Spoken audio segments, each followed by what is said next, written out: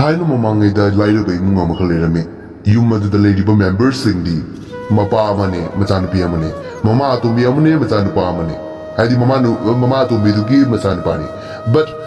hariba nupi macha city thambal kawi the thambal se the mama atombi sino otpase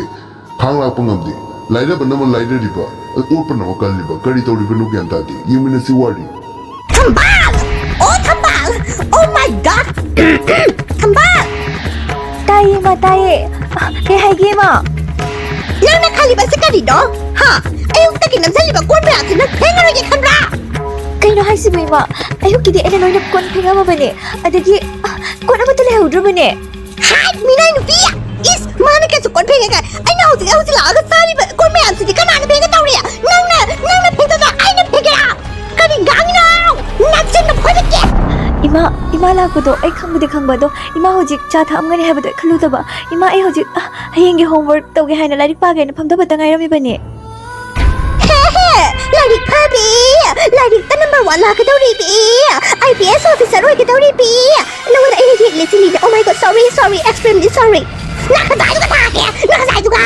nang ba du pi na su lari ta mau na bra la tu na kon phe ka lari ka loi sa ka dawri ba ni nang hai ta ki school ja ka ya roi kaigino ima sila asuk yang matris larik sisu tambi da aina aigi oja guru da tamjage oja ni tamjage aina ni jaraga taman birak pani aibo atu bi ma si chpe aroi so ajale larik pani he ishore larik pani kap se lau da to ba ka ya ri ka ai ne son de ne bi naw yum da ko da sakre da nam ne yung gi ne smang thang kai ka se loi pra man de wai te na ai gi pi ron me am do hang set pa nan set pa loi pra man ne pu to da loi su do ma ga da ba adu gi ne yum si ne wai te da ne sa yu ya so lo sa mo kon me am loi thang go mo sa ma mo hi sang ma mo adu gi ne oh my god so much work sorry so much work adu na gi homework se kai no hai pa da homework kai na yung ni ta ba ka ba na gi homework ai bu yung ni ta ba ima ne nahanga ngaranga set pa fi du di ai nga sai eu nga sudong na loi khrbane ima gi phim ta le hodre adagi chak thong ba du di hajik ta chak thong na asa ba thong na le hore du di ima hajik ta cha ba ta ngai amu ka cha kai gi thong doi no kai ta rogi ima nam go aba nahanga ngaranga dang sure ha ba oh adi sunwali ja ha ba nang gi se oh my god hai ga ji ka gi do su ga da ba kai na hai ga ji ka se ga do ri me do su ai sa le ai wa ma ang no ji sam pha bi ichi ki da makta de lai jina loi na pira masam mana de kai de ai ki de samje pulak pada ge hau ya da na si pa ba ai na kya di hiti lau tai de kaya di ye rum tai de adu bu ichi gi sam dau na ko ai jo hau ge de kan ja pani som sang na adu ichi hau wa ya de oh my god ai kai no to to si bu khang de ichi de ima no ole ba ja ai ya bu ti ya ning de ba ko na so ichi gi sam me am do ra ai ya sak sa ba do inaw ibungo kokta na che su khange inaw ge wakhalon do inaw na masam yaudana leibadu yam nungai ramoi ko ato iche ki ima apukpa ima do mak tu masam yam phayaba ko adaki inaw bu pokli ba ima do habati ek ki ima ton se mati chirai ki tang ina ko masa phatta bani na inaw gi genetic oina ne inaw da phangdre ba ko ato ke hairuni inaw som tang inaw gi mama da hadi ima to tang hayo mi phana bagi da makta mana mi phatraga inaw do ina pan na leire ne mana phatta ba puna mak inaw gi sam do ina pan le inaw asi inaw na khangjan ba phai ko inaw lobiro ticket lobiro adongi wakhalonda ngasi numit se daw ya en khallaga di lottery ticket lauraga adongi alaibak to thamba salan ba yagani lobiro lakh ama crore ama kyam ya phauninge lowning ba lobiyo lupa tara kun kudra nipu dumaina ni aina yoli ba se lobiyo kanam lode ne tawrse as ondogani da numidang waira moisale haiba ngasi numit sigi ticket sibu ani dang yoli ba aina tawrse ai kamai to dun khang de hai hari birak de na moi tamo masi di kyam yo lak ya ngarang gi to ka ri to yo lak ti to to ka khai dra sa kun se mai mut la ba thoni ngai sang ya mo li tra ba di khai dra no mo bo ai si ke sa ke adu ki te na sa ke khan sa pa kui di kui ba di ko nu ti mo ka si ke kai no ne ngari ka la oh my god ai sa ba se ja sa lak tra hai ba sa ni ga li ta na yum ke akang ga ke hangoi phara la sa ga la ba ni ai do ai ꯑꯩꯅ ꯅꯨꯡꯁꯤꯠ ꯆꯥꯔꯒꯗꯤ ꯍꯤꯡꯕ ꯉꯝꯃꯣꯏꯀꯣ ꯏꯆꯥ ꯅꯨꯄꯥꯁꯤꯁꯨꯀꯣ ꯃꯌꯥꯝ ꯈꯪꯁꯜꯂꯛꯑꯦ ꯅꯣꯡꯃꯒꯤ ꯄꯥꯁꯜꯂꯛꯑꯦ ꯃꯁꯥꯁꯦ ꯅꯣꯏꯕꯗꯤ ꯂꯥꯏꯔꯗꯅ ꯑꯗꯨꯅꯅꯦ ꯇꯥꯃꯣꯅꯗꯤ ꯍꯌꯦꯡ ꯍꯪꯆꯤꯠꯐꯥꯎꯅꯦ ꯈꯪꯉꯕ ꯑꯗꯣ ꯁꯨꯃꯥꯏꯅ ꯁꯨꯝ ꯇꯧ ꯂꯩꯒꯗꯕ ꯑꯣꯏꯇꯥꯔꯗꯤ ꯑꯩ ꯄꯥꯞ ꯆꯠꯇꯣꯏꯕꯀꯣ ꯇꯥꯃꯣ ꯅꯪ ꯁꯤꯒꯦꯅ ꯁꯤꯍꯧꯔꯣ ꯅꯪ ꯅꯆꯥꯅꯨꯄꯤꯒ ꯂꯣꯏꯅꯅ ꯁꯤꯍꯧꯔꯣ ꯍꯦ ꯑꯗꯨꯃꯥꯏ ꯍꯥꯏꯒꯅꯨ ꯌꯨꯝꯁꯤꯒꯤ ꯂꯈꯃꯤ ꯆꯠꯈꯤꯕ ꯇꯥꯔꯒꯗꯤ ꯂꯈꯃꯤ ꯀꯥꯏꯗꯒꯤ ꯂꯥꯛꯀꯅꯤ ꯅꯪ ꯑꯗꯨꯃꯥꯏ ꯍꯥꯏꯒꯅꯨꯅꯦ ꯏꯕꯦꯝꯃ ꯑꯩꯒꯤ ꯏꯆꯥꯅꯨꯄꯤ ꯊꯝꯕꯥꯜꯁꯦ ꯁꯣꯏꯗꯅ ꯃꯥꯅ ꯀꯩꯅꯣꯝꯃꯗꯤ ꯇꯧꯒꯅꯤ ꯑꯩꯅ ꯂꯥꯏꯔꯤꯛ ꯇꯝꯍꯜꯂꯤꯕꯁꯦ ꯃꯍꯥꯛꯁꯦ ꯑꯆꯧꯕ ꯃꯤ ꯑꯃ ꯑꯣꯏꯅꯕꯅꯤꯅꯦ ꯃꯥꯒꯤ ꯑꯦꯛꯁꯄꯦꯛꯇꯦꯁꯟꯁ ꯍꯣꯞꯇ ꯑꯩ ꯂꯩꯔꯤꯕꯅꯤꯅꯦ ꯅꯪ ꯅꯆꯥꯅꯨꯄꯥꯗꯨꯗꯤ ꯑꯣꯏꯗꯦ ꯈꯪꯉꯤꯅꯦ ꯑꯗꯣ ꯑꯩꯒꯤ ꯏꯇꯨ ꯑꯍꯟꯗꯨꯅ ꯄꯣꯛꯂꯝꯕ ꯃꯆꯥꯅꯨꯄꯤꯁꯤꯗꯤ ꯁꯣꯏꯗꯅ ꯑꯣꯏꯒꯅꯤ ꯍꯥꯏꯅ ꯑꯩꯅ ꯏꯆꯥꯅꯨꯄꯤꯁꯤꯒ ꯈꯟꯖꯔꯤꯕ ꯈꯪꯉꯕ ꯑꯩꯒꯤ ꯂꯥꯏꯕꯛꯁꯦ ꯈꯔꯗꯤ ꯊꯝꯕꯥꯜ ꯁꯥꯠꯈꯤꯅꯤ ꯊꯝꯕꯥꯜꯅ ꯊꯝꯕꯥꯜ ꯁꯥꯠꯍꯟꯗꯣꯔꯤꯃꯤꯅꯦ ꯏꯕꯦꯝꯃ ꯉꯥꯏꯌꯨ ꯉꯥꯏꯕ ꯀꯜꯂꯨ ꯉꯥꯏꯕ ꯀꯜꯂꯗꯤ ꯉꯥꯏ ꯀꯔꯤ your ex-wife ꯅꯪꯒꯤ ex-wife ꯇꯨꯒꯤꯅꯦꯕ ꯅꯪꯅ ꯈꯜꯂꯒ ꯑꯩꯈꯣꯏꯁꯦ ꯍꯥꯜꯂꯒꯦ ꯄꯤꯖꯗꯕꯤꯗ ꯍꯥꯜꯂꯒꯦ ꯍꯥꯏꯅ ꯅꯪꯅ ꯈꯜꯂꯤꯕꯁꯦ ꯑꯩ ꯄꯥꯝꯖꯜꯂꯅꯤ ꯇꯥꯃꯣ ꯅꯪ ꯂꯩꯍꯧꯔꯣ ꯁꯤꯍꯧꯔꯣ ꯆꯥꯅꯤꯡꯉꯥꯏ ꯂꯩꯇꯅ ꯑꯗꯨꯝ ꯀꯪꯗꯅ ꯁꯤꯕꯗꯨꯗꯤ ꯑꯩ ꯉꯝꯖꯔꯔꯣꯏ ꯑꯩꯒꯤ ꯏꯆꯥꯁꯤꯁꯨ ꯀꯣ ꯀꯅꯥꯗꯒꯤ ꯇꯥꯔꯗꯅ ꯅꯪ ꯅꯆꯥꯅꯨꯄꯤꯗꯨꯒꯤ ꯑꯩ ꯏꯆꯥꯅꯨꯄꯥꯁꯤꯅ ꯇꯥꯏ ꯀꯥꯏꯅ ꯈꯟꯖ ꯁꯥꯏꯔꯣ ꯑꯣ ꯃꯥꯏ ꯒꯣꯗ ꯑꯩꯁꯨ ꯑꯩꯒꯤ ꯏꯆꯥꯅꯨꯄꯥꯁꯦ ꯑꯆꯧꯕ ꯃꯤ ꯑꯃ ꯑꯣꯏꯒꯅꯤ ꯍꯥꯏꯅ ꯑꯩꯁꯨ ꯊꯥꯖꯗꯅ ꯂꯩꯔꯤꯕꯅꯦ ichanupa koktaang napase ngasi hakchang khara nuaitene bungo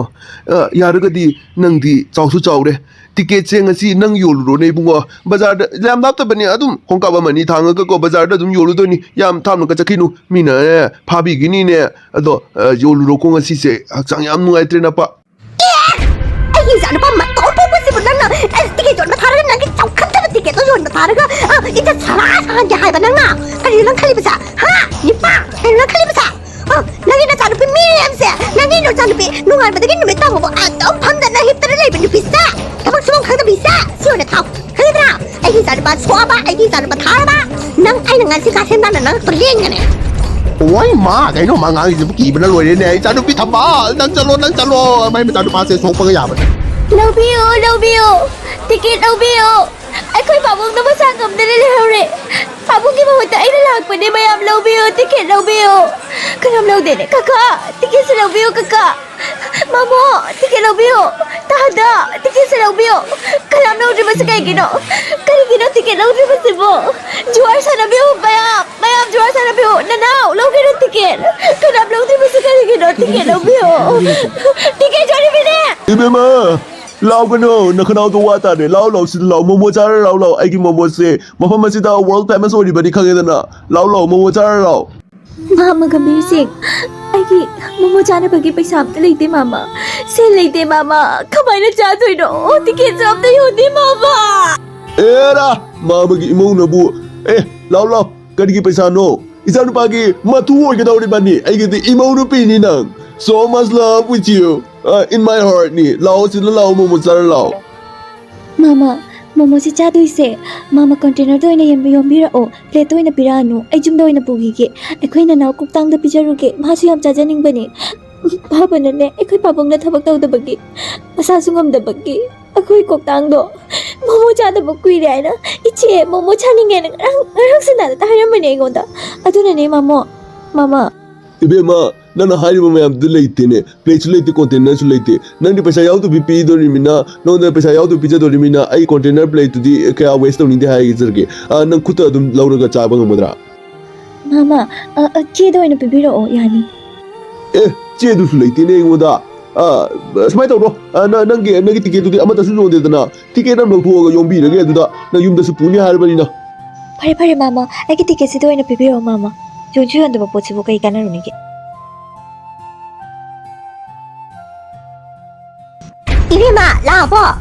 ticket to kayam yola kya kanino ni ibema momo nung mo ka mayama lili tu ay ba ticket to yam yola mari niya oh my god kayam yola kya ticket amata yolakte ma amata he yolakte ai na kapcha bo lau jabo to robasu hanna bo he yin bi de kanamna kari ticket amo bo yon de bi aduga nang na pa ki bi sa de ro nang na ta rai sa ha ai saw niya momo dra kai bi ma ton ase igi upani bagi purakune atu su free dani e paisa amata piramde Hama, nakuta yomi dana kariya. Chutney. Oh my god. Ate mangi dana tai dana. Ticket ama yona ba na bada. Thawai plan wana thalare. Aduga nana ticket sita chutney o momo yum dana tali no na tawri siba. Nate yum sike la kami ni ai ba. Yum adu khara yon zaraga ko. Ai ko yum ki pukta tai ba ko. Aduga nani yon zaraga la pa.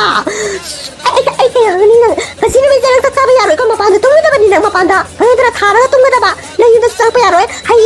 ꯍꯌꯦꯡ ꯅꯨꯃꯤꯠ ꯁꯥ ꯑꯁꯦ ꯅꯪ ꯌꯨꯝꯗꯒꯤ ꯑꯩꯅ ꯀꯥꯎꯔꯒꯅꯦ ꯃꯄꯥꯟꯗꯅꯦ ꯊꯥꯗꯣꯛꯈ꯭ꯔꯅꯤ ꯅꯪ ꯌꯨꯝꯗ ꯂꯩꯕ ꯌꯥꯔꯔꯣꯏ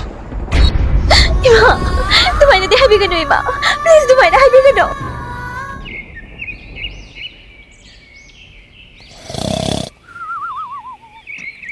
이베마 호글로 농알래 아이콘이 나마지나디 ngana 노데 마판 탐비레 잉브라네 ngana 깡수 ям 찌엄니 짜누 피시디 खबर चेजु लामेने ओनों थेंगम मेजानी काय खबर चेदो लामसलोसिदा अमते येंगे ngasi kai पाउ लेबा ngasi ticket ki a lottery phawbagi su result ngasi खबर da hapakani ana haibani kana phawna frage yenge ho migi marai ba thaba sa pa migi lottery phaw ba yeng la kan nang kai dong lage hai ba no ta sa du ngai di lottery to yon ba lottery ticket to yon ba chalo migi pau se tara ka ai khoi jim da mai hau na ba thaba sili ba ai khoi di kai mi phaw doi no ai khoi di kai mi pa sa chilang doi no ai si na kun bai mu ngan ju ta le ni ngai kun si se wa ga ta tum la ba na ta ni pe thaba suni da ba ma ga ma pa thaba suni da ba ani thaba no na pa di si bo thaba te su to mo da na government service te su to mo hai ba lottery ticket to yon la ka kari no na ai ta pu ka kan ge thi yaw na ka pi sa ga ne na tu thi di da tu sa lu pu di tau bi na da na thi da da na gi nu pi da ai su ne o to pa lai ba kai ba da ni ngang re nupi na su ayu nganta hawala pasida daw ga yaroi haisini ai ngasi hakjang khara nuai lottery ticket te yon ba chake na to bane nang na ha thu ja bane ngasi nu bichi bu khabar si bu ai ma yaw ne phau ne icha nupi nang nang momo ja mai ne no pro ticket number do yaw ne ha do su number 1 da karurani ma khai ni nang ngam bi ba se chumi ne babu nungai de 우리 봤어. 애기 밍스 kana sum lai ba ba. Thambal hai ba de thambal sat pi 애기 lai bak sina lai ru ba ai na hek phok lu ba zum do. Nungai ba noi de ba ne. Babong ai khanga ba ne ai na hek jara ga ne. Momo se chara ba de chani se purak la ba di ne ai phau ga ne ba. Ya hau ji ting si de nungai de na nungai de ngai si di lo oi no thoke. Ai ngo ot ba mi pun da ma ot thoke ngai si di. ai ma isa ne pi phau ne hai ba isa thambal nungai ne se mo nungai ba lai tra ba ne moi babu na si ding jang ho bam sa si ko thambal nama ne na ngai ot ba me am do nama ne nya anu si da na to ba gi na te da ha ba di ni si da ba gi to ba na te hai ba ai ne nya isa ne pi se mi wo isa no asma ne no ma de akwai se nungai ne kini isa ne pi gi asa da hindi ba ni hai na ai na kan ne isa ne pi da ta in kan ji da su pi ba ni ta pi ba he ko ne na ne mo fu na ka che bi ngam bi da di mama si na kan ta pi ka ma ne mama pok ta bi ni na ga ni ta mai ka adu ba blame ni ta wa ni de mama ma lai na mama to gi di lai ni da na hi ni da na adu gi ni da isa gi phata na ba phu bra ni thawan dong cha phu pu ka ni na ba yai ba da hai na tra isa ni pe mama na phata ba to gre na dum misconcept dum lo sa ba ta ga su ko mama bu ngak pi ko इमा दिना palm चटकी harem बदा चटकी खरो यारनी अदगी ऐसे Manipuri film की ने को तो जंगम जदबी इमा कैसु काई दिए इमा बो इन ngak piri हाबदा अदगु मन पिदना ते खंगेदना आइना असु को बेले पसे आइगिसु नुगाइ जदबा खरा हाइदि ले जदबा खरा गी अदुम इमा ना ngang बजिंग तादुन लाक्ति बनी अदु आई हजि करी करोड़पति ओरे करोड़ पाइरे हजि कई काम थौ ताद्रे ए इंडिपेंडेंट ओइरे ai hojik ai maning da kaya thak subi thamduna ai nungai na pan chagani adu ima su ai ning ba tar batine ima su ai ki pon pheng tai ai phi su tai adu kai lebadi pi gani ko ima adu ki matung de ati di habira kano ati ngon expect su to kano khange dana icha thambal na haini ba sibu khari no mai sing na habira o ai na haini ni ba se ai ki minai hoi na le habani minai